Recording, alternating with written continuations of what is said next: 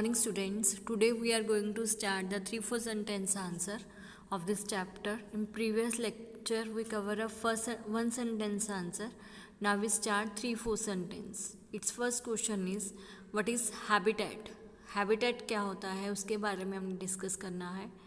The surrounding where an organisms live is called its habitat. एक organism जिसकी surrounding जहाँ पे वो क्या करता है, लिव करता है, अपनी लाइफ को सरवाइव करता है, वो सराउंडिंग वो उसका हैबिटेट होती है. Right. Surroundings where an organisms lives is called its habitat. वो उसका हैबिटेट है. The organisms depend for their food, water, air, shelter and other needs on their habitat. जो ऑर्गेनिजम्स हैं वो डिपेंड होता है अपने फूड के लिए, अपने वाटर के लिए, एयर के लिए, शेल्टर के लिए और बहुत सारी नीड्स के लिए. किस पे? अपने हैबिटेट पर. Okay. The organisms depend for their food, water, air, shelter and other needs on their habitat.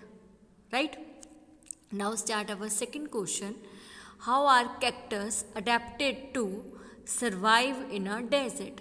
अब वो जो कैक्टस है वो कैसे डेजर्ट एरिया में सरवाइव करता है. सबसे पहले जो प्लांट्स डेजर्ट एरिया में होते हैं उनकी जो लीव्स होती हैं या तो बहुत स्मॉल होती हैं या बहुत लेस नंबर में होती हैं, या जो लीव्स हैं वो स्पाइन्स में कन्वर्ट हो जाती हैं ताकि उनमें जो ट्रांसपीरेशन है वो बहुत कम हो, वाटर का लॉस कम हो, क्योंकि वहाँ पे वाटर अवेलेबल नहीं होता है. राइट. फिर उनका जो स्टेम होता है वो कन्वर्टेड होता है लीव्स में, लीफ की तरह स्ट्रक्चर होता है उसमें कन्वर्ट हो जाता है. वो कह रहा है कि फोटोसिंथेसिस इन प्लांट्स में usually carried out by the stem, जो स्टेम के द्वारा ही इनमें कैरिड आउट होता है. फिर इनमें वैक्स लेयर भी होती है जो पानी को रिटेन करके रखती है. राइट. फिर ये इसमें डीप जो रूट्स होती हैं वो डीप होती हैं ताकि वो वाटर को ईजिली सॉइल में से एब्जॉर्ब कर सके. Right. Now start its first point. The leaves in cactus plants are small and less in numbers and or also in shape of spines. Right. Small है, लेस इन नंबर है और spine की shape में है, मतलब कांटों की shape में है. This helps in reducing loss of water from the leaves through transpiration. वो हेल्प करता है ताकि लॉस ऑफ वाटर क्या हो जाए, रिड्यूस हो जाए. किसके थ्रू? ट्रांसपीरेशन के थ्रू जो वाटर का लॉस होता है वो कम हो जाए. ओके. फिर it's stem is converted into a leaf. उसका जो स्टेम है वो कन्वर्टेड हो जाता है लीफ लाइक स्ट्रक्चर में. फिर फोटोसिंथेसिस का जो प्रोसेस है वो स्टेम के द्वारा ही कैरिड आउट होता है, स्टेम के द्वारा ही वो चलता है. फिर जो स्टेम है also covered with a thick waxy layer. जो स्टेम है वो वैक्सी लेयर से कवर अप होता है जो वाटर को रिटेन करने में हेल्प करता है. ओके. फिर जो कैक्टस प्लांट्स की रूट होती हैं वो सॉइल में डीप होती हैं और वाटर को वहाँ से एब्जॉर्ब इजीली कर लेती हैं. क्लियर. ये उसमें एक एडेप्टेशंस थी कैक्टस प्लांट में ताकि वो एक डेजर्ट एरिया में सरवाइव कर पाए, क्योंकि जो कैक्टस है वो मेनली आपको पता है कहाँ पे होता है, डेजर्ट एरिया में होता है. डेजर्ट एरिया में वाटर बहुत कम होता है, तो अब उसको सरवाइव करने के लिए कम वाटर ही चाहिए. इसीलिए वो उसके अंदर ऐसे फीचर्स हैं ताकि वो उस डेजर्ट एरिया में इजीली सरवाइव कर पाए. क्लियर. ये सब उसके फीचर्स थे कि उसमें वैक्सी लेयर्स हैं, उसका स्टेम कैसा है, उसमें जो रूट्स हैं वो डीप होती हैं, ये उसके अडेप्टेशंस हैं. Okay. Now we start our next question. Third question is give an example of a non living things which shows any two characteristics of living things. अब वो कह रहा है कि कोई भी नॉन लिविंग थिंग का एग्जाम्पल दो जो कोई भी दो करेक्टरिस्टिक्स लिविंग थिंग्स के शो करता है. Clear. First answer is aeroplane and ship. Both of them are non living. दोनों नॉन लिविंग है, यू नो वेरी वेल.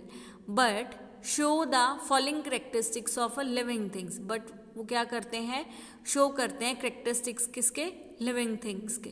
कैसे शो करते हैं? You know they go from one place to another means they show locomotion, मतलब वो movement को show कर रहे हैं ना, वो एक प्लेस से दूसरे प्लेस पे जाते हैं मीन्स दे शो लोकोमोशन। चाहे वो कैसे जा सकते हैं वो भी तुम्हें पता है, क्योंकि वो उनको पेट्रोल अपने आप नेचुरली नहीं जा सकते, उनके अंदर कोई भी फ्यूल डालोगे, पेट्रोल डीजल डालोगे तो ही वो जा सकते हैं। पर वो एक लिविंग थिंग्स के कैरेक्टरिस्टिक्स को तो शो करता ही है ना, लिविंग थिंग्स क्या है, मूव करते हैं, और ये भी क्या है, मूव कर रहा है, चाहे वो नेचुरली नहीं करता। ओके फिर उसके बाद they consume petroleum fuel as a food, वो पेट्रोलियम का फ्यूल यूज़ करते हैं, पेट्रोलियम फ्यूल यूज़ करते हैं पर एज अ फूड, जैसे हम लोग फूड इनटेक करते हैं वो फूड की तरह ही पेट्रोलियम फ्यूल का कंज्यूम करते हैं, राइट। अपने वर्क को थ्रो आउट करने के लिए वो एक पेट्रोलियम फ्यूल का कंज्यूम करते हैं एज अ फूड। ओके तो एरोप्लेन और शिप क्या है, both are non living but show characteristics, they go from one place to another means they show locomotion, they consume petroleum fuel as a food, वो एक consume करते हैं petroleum fuel को as a food consume कर सकते हैं। ये थे उसके दो कैरेक्टरिस्टिक्स, किसमें, एरोप्लेन एंड शिप में। Okay now start fourth question, state different types of habitats. Different types of habitats के बारे में बताना है। जो हैबिटेट्स हैं वो मेनली दो टाइप्स में कैटेगराइज्ड हैं, terrestrial habitats and aquatic habitats. कौन से, टेरेस्ट्रियल एंड एक्वेटिक। मेनली जो टेरेस्ट्रियल में कौन कौन से आते हैं, फॉरेस्ट आता है, ग्रासलैंड्स आते हैं, डेजर्ट्स आते हैं, कोस्टल रीजन्स आते हैं, माउंटेन रीजन्स आते हैं। ये कौन से हैं, टेरेस्ट्रियल हैबिटेट में, forest, grassland, desert, coastal regions, mountain regions, ये सब क्या है, टेरेस्ट्रियल हैबिटेट, मतलब ये लैंड से रिलेटेड है। और एक्वेटिक में पॉन्ड्स है, लेक्स हैं, रिवर है, ओशंस हैं, मार्शी एरियाज हैं, ये क्या है, एक्वेटिक हैबिटेट्स की कैटेगराइजेज हैं। इसमें एक्वेटिक हैबिटेट के अंदर ये सब आता है, ponds, lakes, rivers, oceans, marshy areas, ये सब एक्वेटिक में एक्वेटिक कैटेगरी में आता है, राइट। तो इसमें दो हमने डिस्कस कर लिए, टेरेस्ट्रियल एंड एक्वेटिक। टेरेस्ट्रियल में आपको पता चल गया forest, grassland, desert, coastal area, mountain regions, और एक्वेटिक हैबिटेट्स में ponds, lakes, rivers, oceans and marshy areas, right. Now start our fifth question, how do whales and dolphin breathe. अब वो जो कैसे ब्रीथिंग करती हैं, कौन, व्हेल्स और डॉल्फिन। आपको पता है कि उनमें गिल्स प्रेजेंट नहीं होते, ठीक है, उनमें ब्लो होल्स या नॉस्ट्रल होता है जो उसके हेड के अपर पार्ट पर प्रेजेंट होता है, जो उसको अलाउ करता है ताकि वो जब वो स्विम करती है वो सरफेस पे आती है वाटर के, और जो एयर में ऑक्सीजन प्रेजेंट है उससे वो ब्रीथिंग करती है।